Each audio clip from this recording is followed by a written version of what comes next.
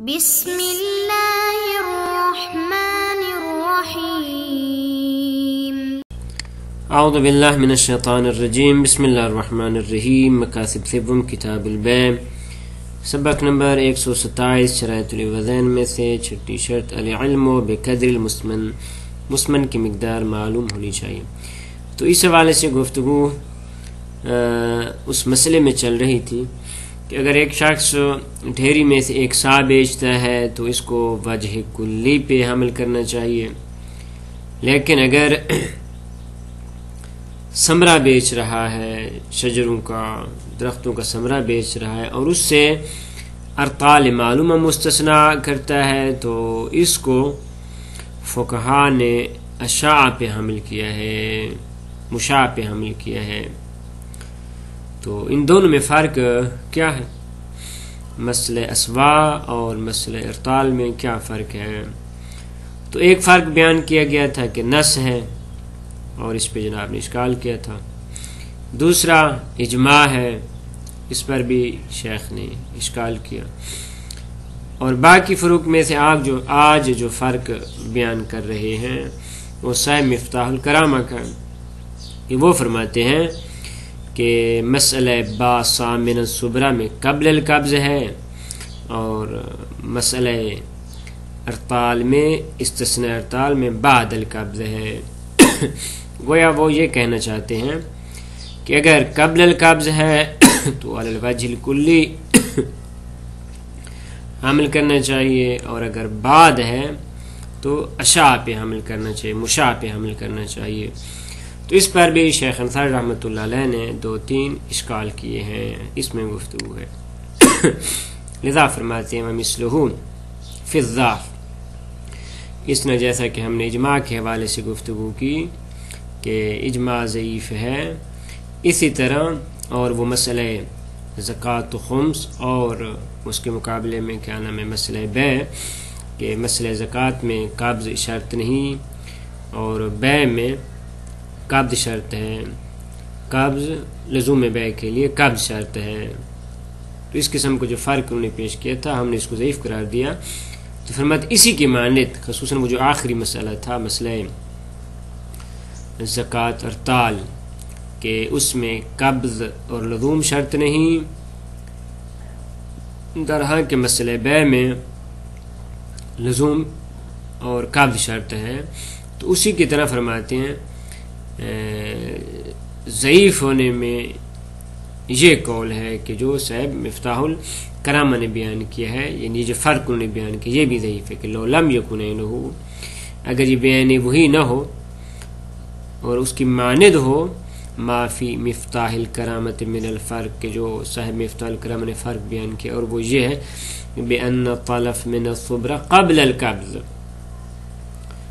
کہ قبض سے پہلے طلف ہوا ہے تو علی وجہ الکلی فی المعین پہ حمل کرنا چاہیے۔ کیوں؟ فیلزم علی البائع تسلیم المبیع منہا، کہ بائع کے لیے ضروری ہے کہ جو کچھ باقی رہ گیا ہے وہ مشتری تک پہنچائے، وَإِن بَاقِيَ قَدْرُهُ، اگرچہ تھوڑی بہت مقدار باقی بھی ہو تو خلاصہ واجب یہ ہے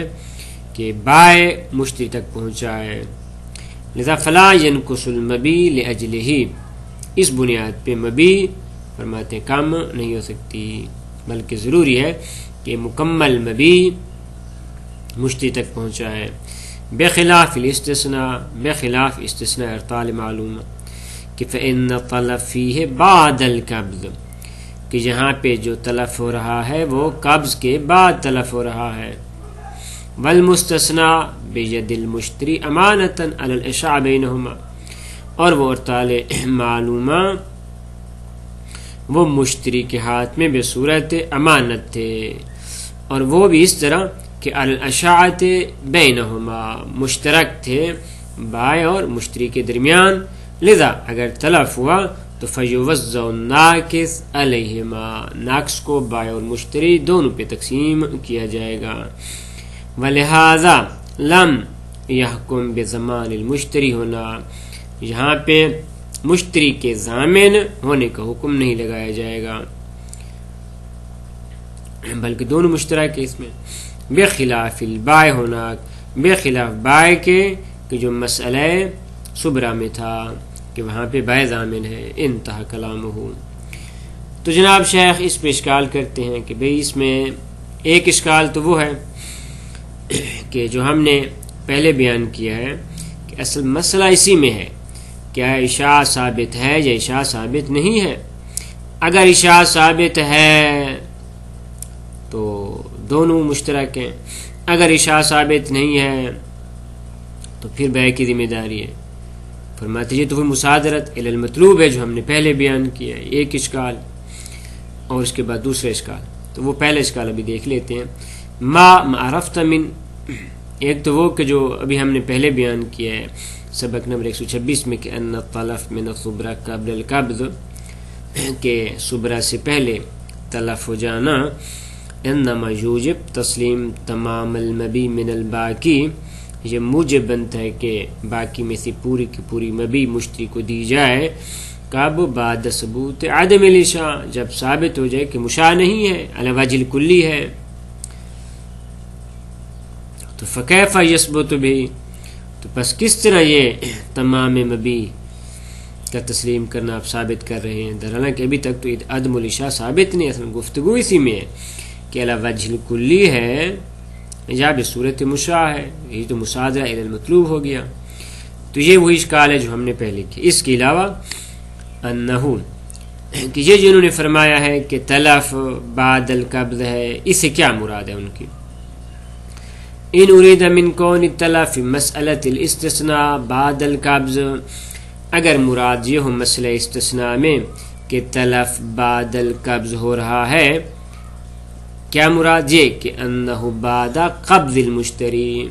کہ جب مشتری نے اس کو قبضے میں لے لیا ہے، تو فرماتے ہیں اگر مراد آپ کی بعد القبض سے مراد قبض مشتری ہے تو فرماتے ففی ہے، اس میں اشکال اس طرح کہ انہ موجب لخروج البائع عن ضمان ما یتلف من مال المشتری ولا کلام فیہ، تو اس میں تو کوئی شک نہیں کہ اب بائع یہاں پہ ضامن نہیں ہے، مال مشتری میں سے جو کچھ تلف ہو چکا چونکہ مشتری کے قبضے میں جا چکا تھا، تو فرماتے ہیں باعث کا ضامن نہیں ہے، ولا کلام فیہ ولا اشکال، اس میں تو ہمارا نہ کوئی کلام ہے نہ کوئی اشکال ہے، بلکہ ہمارا سوال تو ابھی تک باقی ہے، وہ یہ کہ بالآخر فرق کیا ہوا؟ وَإِنَّمَا الْإِشْكَالُ فِي الْفَرْقِ بَيْنَ الْمُشْتَرِي فِي مَسْأَلَةِ الصَّامِ وَالْبَائِعِ فِي مَسْأَلَةِ الْإِسْتِثْنَاءِ، کہ مسئلہ صام مشتری اور بائع، مسئلہ صام، مسئلہ صبرہ میں آپ کہتے ہیں کہ مشتری کو حق دینا چاہیے مکمل، اور مسئلہ استثناء میں آپ کہتے ہیں کہ بائع اور مشتری دونوں شریک ہیں،